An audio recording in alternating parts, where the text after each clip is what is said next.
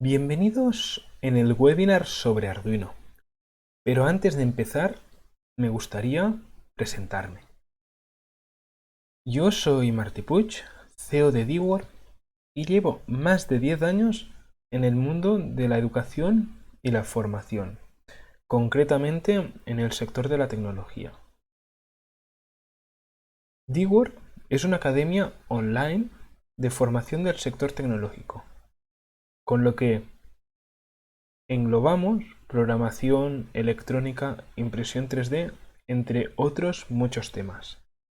El hecho de que sea online te permite acceder a su contenido independientemente de tu país o tu zona horaria, ya que los cursos están siempre abiertos y puedes hacerlos al ritmo que mejor te convenga. Por lo tanto, tienes toda la libertad para hacer dichos cursos. Además, si tienes cualquier duda, estamos en contacto. Puedes visitar nuestra web donde encontrarás toda la información. Sin embargo, si tienes cualquier duda, nos puedes mandar un correo a nuestra dirección de mail y allí podrás contactar con el equipo docente de cada uno de los cursos en el cual estés interesado para que te desvelen cualquier duda que puedas tener.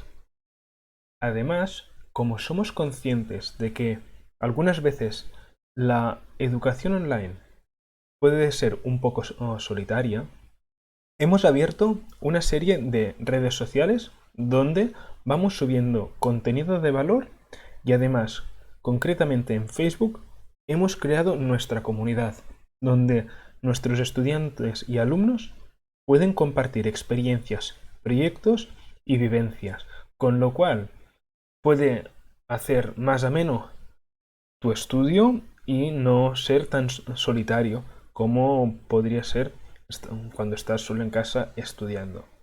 Por eso queremos aportarte valor y estar más cerca de ti siempre que sea posible. En este webinar lo que vamos a ver son los siguientes puntos. ¿Qué veremos? Primero, creo que es importante saber dónde empezó todo esto de Arduino, porque muchos lo conocemos la plataforma, pero no sabemos sus orígenes.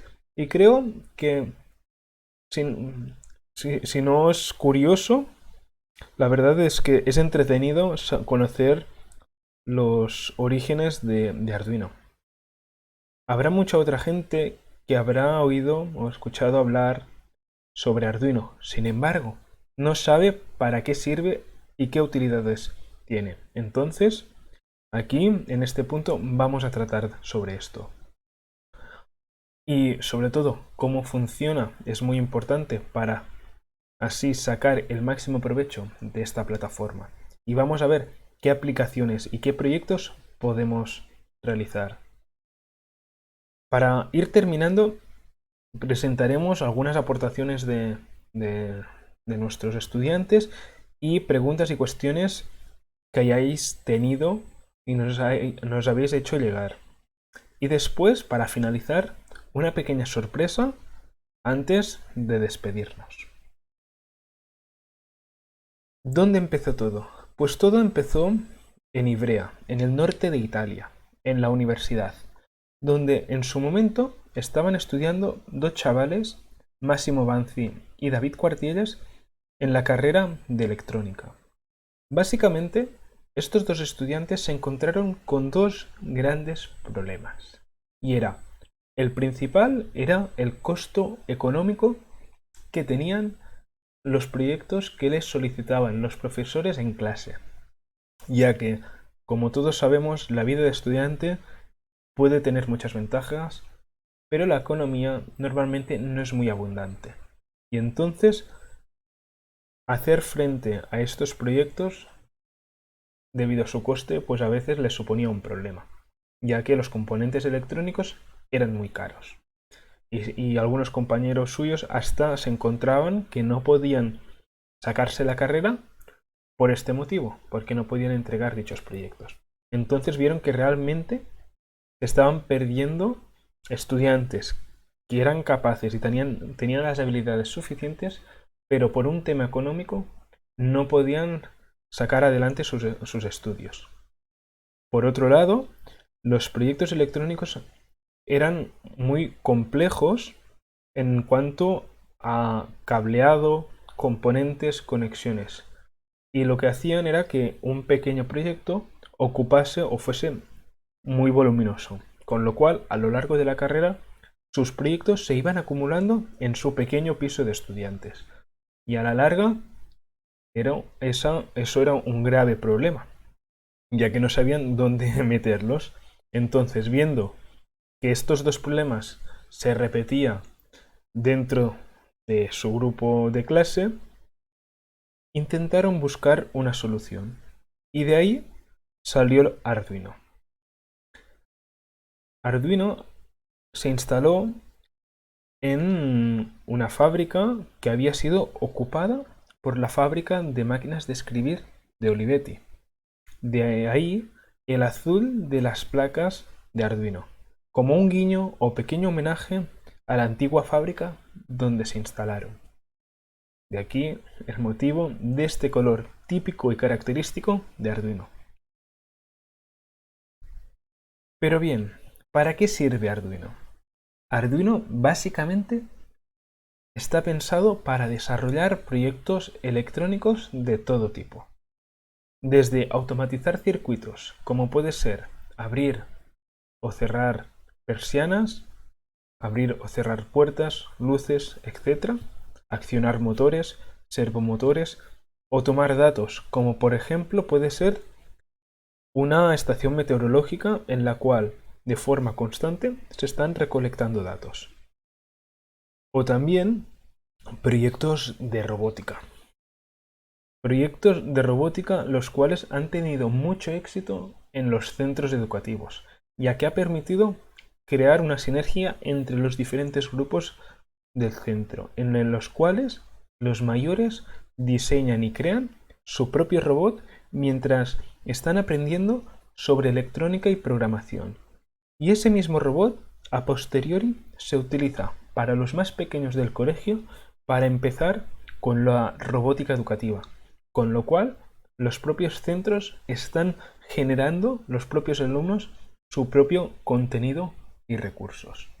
Con lo cual es una habilidad o es un proyecto educativo muy interesante para muchos colegios y cada vez más lo están implementando.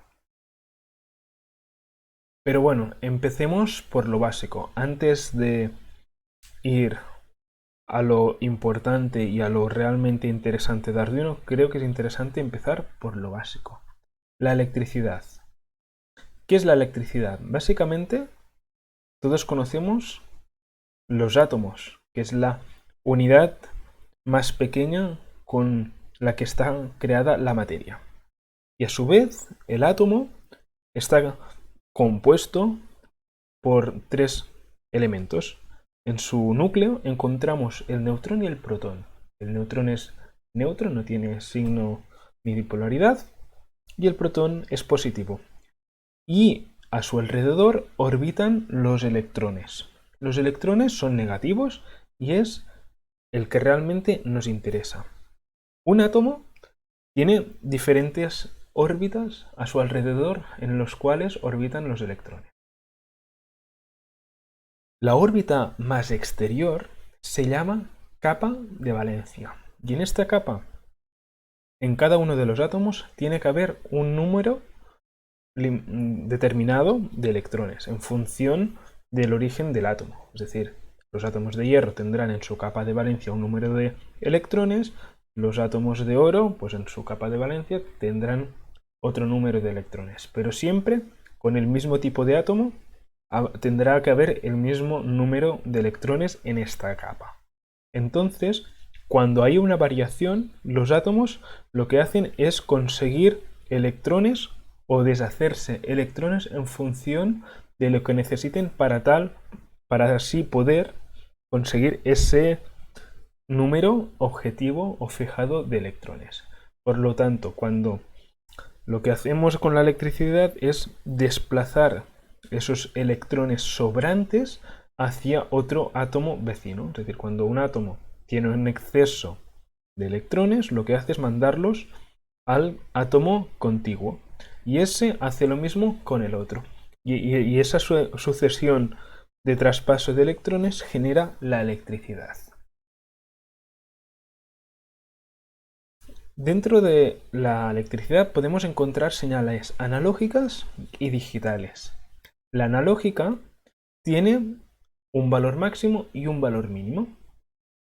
Y por ejemplo, como puede ser la temperatura a lo largo del año, en el cual tenemos en función de la época del año, pues un pico máximo y un pico mínimo, pero entre medio tenemos unos valores. Entonces, la señal analógica es similar a la temperatura, es decir, va tomando una serie de valores entre sus picos máximo y mínimo.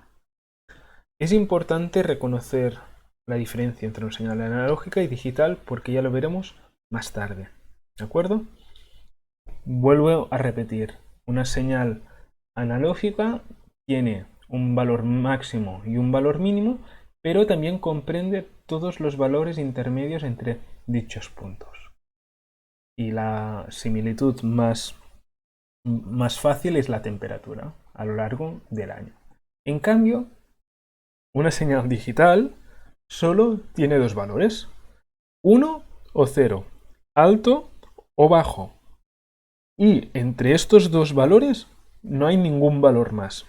¿De acuerdo? Cambia de 1 a 0 al instante, con lo cual no hay forma de conseguir un valor intermedio.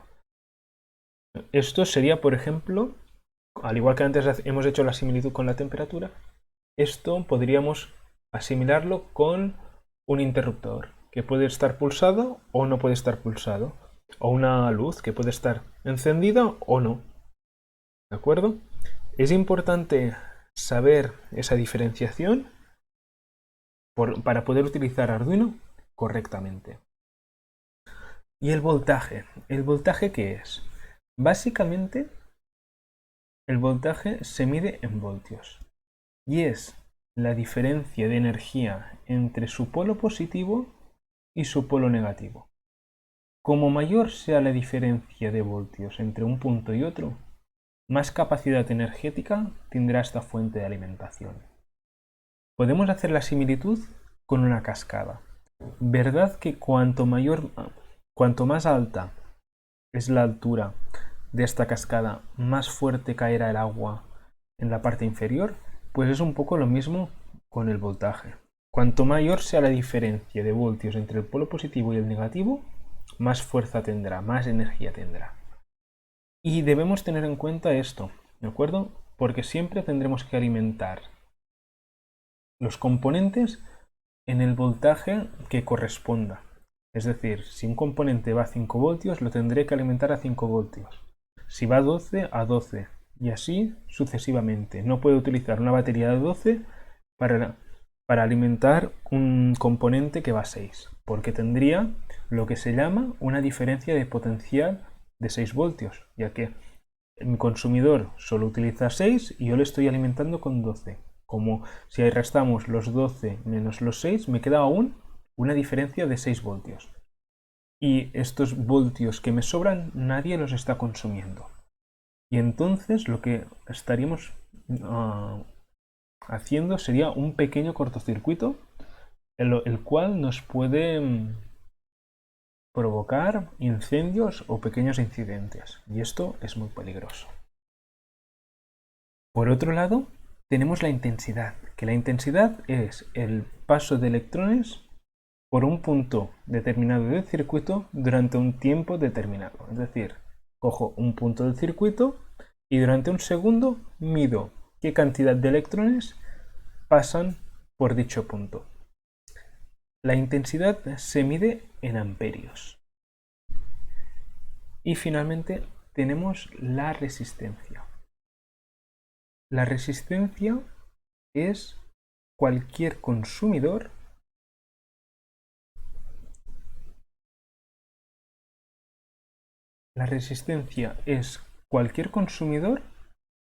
que consuma, ¿no?, la energía que está generando la fuente de alimentación. Cualquier circuito debe tener un consumidor o resistencia para así no crear cortocircuitos. A mayor resistencia, menor voltaje. Y a menor resistencia, mayor voltaje. Ya que lo que estamos haciendo con la resistencia, como vemos con la imagen, es impedir el paso de los electrones. Normalmente las resistencias como las conocemos lo que están haciendo es transferir la energía eléctrica en calorífica, o una luz o una bombilla estaría transfiriendo o transformando la energía eléctrica en lumínica. Siempre estamos haciendo una transformación, ya que la energía ni se crea ni se destruye. Y es muy importante esto. En cualquier circuito, poner un consumidor o resistencia para evitar accidentes. Y bien, ahora que ya tenemos la base, vamos a ver cómo funciona Arduino. De Arduinos hay muchos modelos, como podemos ver, aquí es una pequeña selección. Sin embargo, su sistema más básico o funcionamiento más básico es el mismo en todos y cada uno de ellos. Los dos primeros, el Uno y el Leonardo, son los más estándares por su precio y capacidades. El Uno ha sido reemplazado por el Leonardo. Entonces, si tenéis que compraros un Arduino nuevo, compraros el Leonardo porque es un poco más avanzado y más potente. Después tenemos el Arduino Mega, utilizado para sobre todo impresoras 3D debido a su cantidad de pines y conexiones que te permite. Después tenemos el Arduino Explora, perfecto si queremos hacer algún mando para jugar a la consola o cualquier tipo de proyecto que necesite de un control remoto. Después tenemos el Arduino Nano del tamaño de un USB, con lo cual si el espacio es un problema, este nos soluciona muy bien este pequeño problema, ya que aunque podamos perder velocidad de computación, el espacio reducido que ocupa pues nos viene muy bien. Y para la gente que quiere innovar, está muy curioso el Arduino Lilipad. Este Arduino es capaz de ser cosido en la ropa y hacer proyectos con ropa electrónica, ropa que tenga luces, que se enciendan, que se apaguen. Y allí la verdad es que los diseñadores pueden hacer grandes proyectos muy originales. Pero al fin y al cabo, a pesar de sus diferencias físicas, todos comparten el sistema de pines. Por lo tanto, si aprendemos con uno, vamos a poder utilizar el resto. Arduino Uno es el típico, es el que seguramente todos habremos tocado y por esto lo pongo en la imagen. Pero ya digo, todos funcionan de una forma muy similar. Para alimentar o conectar el Arduino utilizaremos la conexión señalada con la flecha roja. Esta conexión nos permite una conexión USB con el ordenador. Es un USB tipo impresora. Y lo que nos permite es alimentar el Arduino y conectar este Arduino con el ordenador para transferir datos o programas. Sin embargo, esta conexión está limitada a 5 voltios. Si utilizamos motores o servomotores, necesitaríamos una energía extra. De esta forma lo podemos hacer suministrando energía a través de la conexión de la flecha amarilla, capaz de suministrar de 7 a 12 voltios.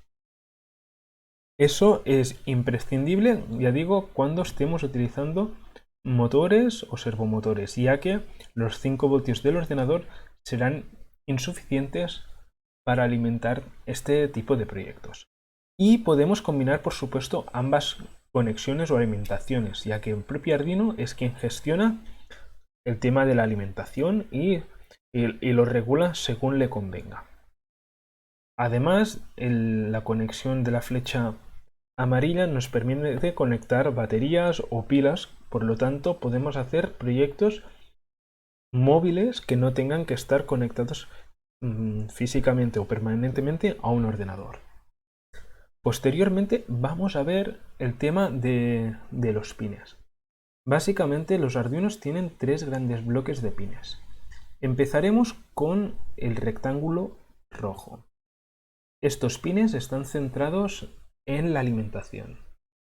Estos pines sirven para alimentar todo el circuito o componentes que vayan conectados a Arduino y necesiten una alimentación externa. Por otro lado, tenemos los pines analógicos. De ahí que hayamos visto anteriormente las diferencias entre una señal analógica y una señal digital.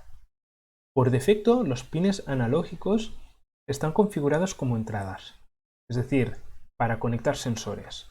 Sin embargo, podemos configurarlo para que sean tanto entradas como salidas, es decir, actuadores, como pueden ser bombillas o zumbadores, por ejemplo. En este caso, en los pines analógicos podríamos poner sensores como por ejemplo un sensor de temperatura. Como hemos visto, un sensor de temperatura, pues entre un pico máximo y su pico mínimo tenía un rango de valores. Perfecto para poderlo leer con un pin analógico. Por otro lado, tenemos los pines digitales, marcados en verde. Aquí simplemente podremos conectar cualquier componente, ya sea un sensor o un actuador, que simplemente tenga dos estados, 0 o 1, pulsado o no pulsado. Aún así, a través de los pines digitales PWM, que son los que tienen marcados con la virgulilla, es decir, la línea de encima de la ñ, son pines que pueden simular ser analógicos, ya que tienen un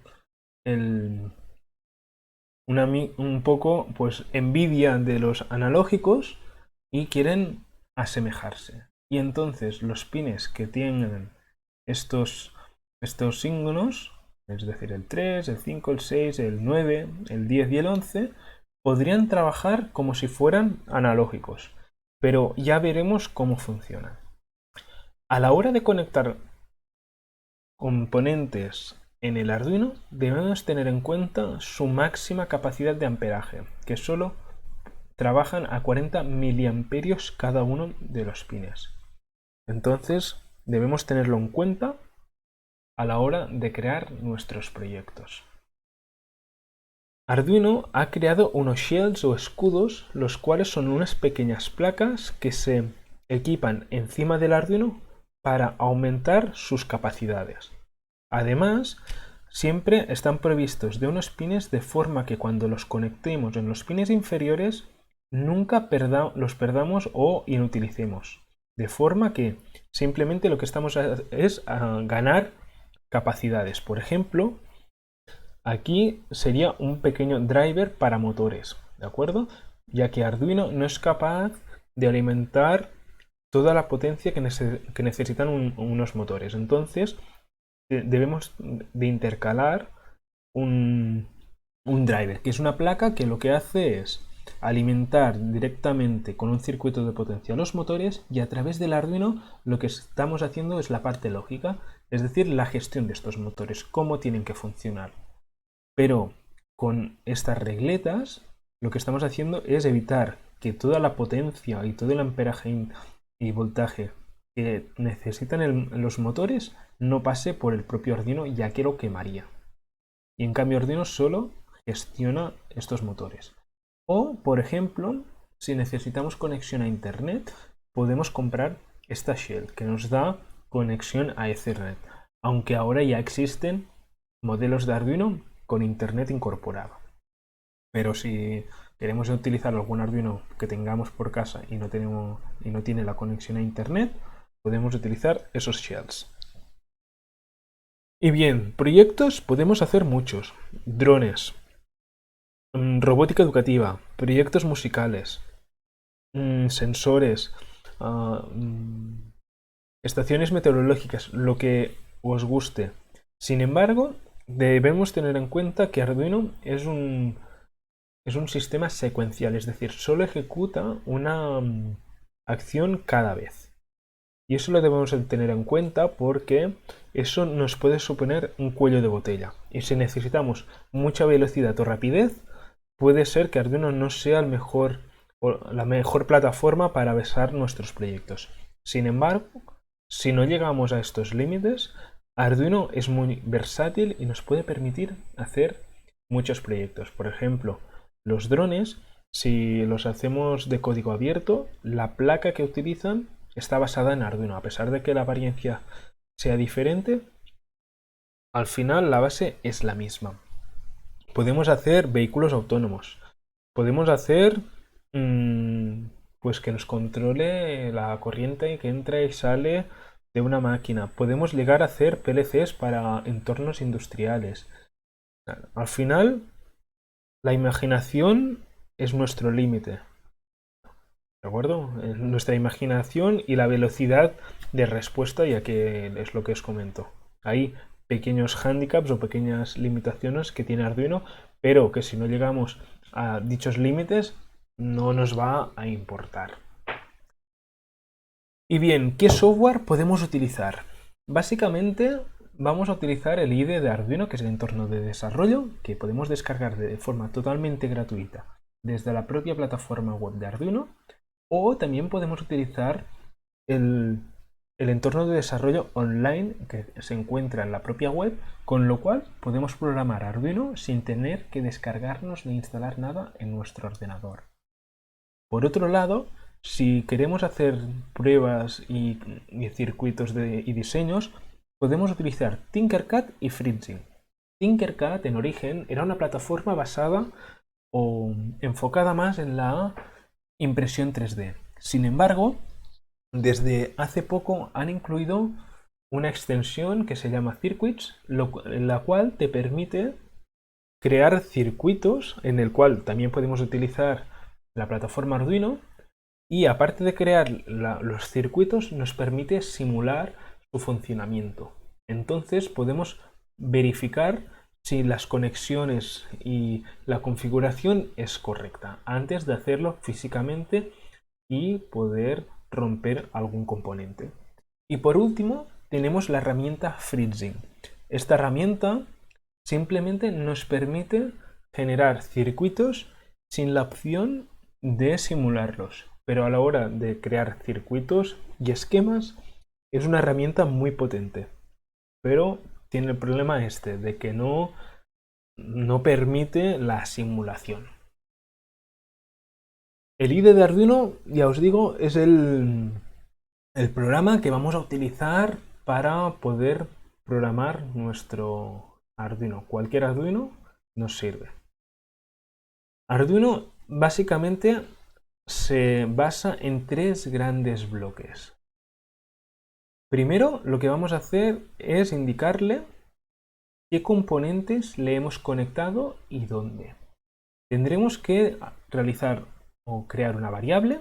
En este caso le vamos a decir que es una variable entera, con lo cual le pondremos un número entero y vamos a decirle qué le hemos conectado. Entonces le decimos que LED, es decir, le hemos conectado un LED en el pin 13, ¿de acuerdo? Esto va muy bien porque las personas somos muy buenas recordando nombres, pero muy malas recordando números. Entonces, a la hora de trabajar, nos va mejor recordar o trabajar con nombres. Entonces, aquí le estamos diciendo que le hemos conectado un LED en el pin 13. Y por lo tanto, cada vez que digamos LED, para Arduino dirá, vale, pues es el pin 13. Y en este primer módulo o sección vamos a incluir todos los componentes que hayamos conectado y en qué pin. Una vez hayamos hecho esto, lo que vamos a hacer es hacer como la instalación, es decir, en qué modo van a trabajar cada uno de estos pines. Y aquí le vamos a decir que el pin LED trabaja como salida, ¿de acuerdo? Y así sabe que es un actuador en lugar de un sensor. Seguidamente vamos al void loop, que es lo que va a ejecutar el resto del tiempo, ya que estos dos primeros recuadros solo los va a ejecutar una vez, la primera vez que se encienda el Arduino. Una vez reste encendido, ya solo se va a centrar en ejecutar el recuadro azul. En este caso lo que vamos a hacer es, como hemos conectado un pin digital, le vamos a decir que escriba en el pin digital, cual el pin LED, un estado alto, es decir, que encienda este pin y se espere durante 1000 milisegundos, es decir, durante un segundo. Y durante este segundo mantendrá el LED encendido. Una vez terminado este tiempo, lo que hará será otra vez coger el pin número 13, el pin LED, y lo dejará a 0. Y una vez lo haya dejado a 0, volverá a esperarse un segundo más. Y una vez esté terminado este tiempo, como no hay más líneas debajo, lo que va a hacer es volver a subir al principio y entrará en este bucle de forma indefinida hasta que no finalice el programa o se detenga. Y bien, una vez más os recuerdo que tenemos pues el profesorado, el equipo docente a vuestra disposición, tenemos las redes sociales y cualquier cosa nos lo podéis hacer llegar. Tenemos el curso de Arduino donde vamos a continuar trabajando esos conocimientos que hemos visto y os espero dentro. Además, para todos vosotros tengo una pequeña sorpresa y es que si ponéis Arduino Webinar en el código de descuento de la web tendréis un 25% de descuento para todos vosotros. Simplemente para el curso de Arduino. Poned, antes de poner vuestros datos bancarios, Arduino Webinar y allí directamente se os va a descontar el 25% de descuento en el precio del curso.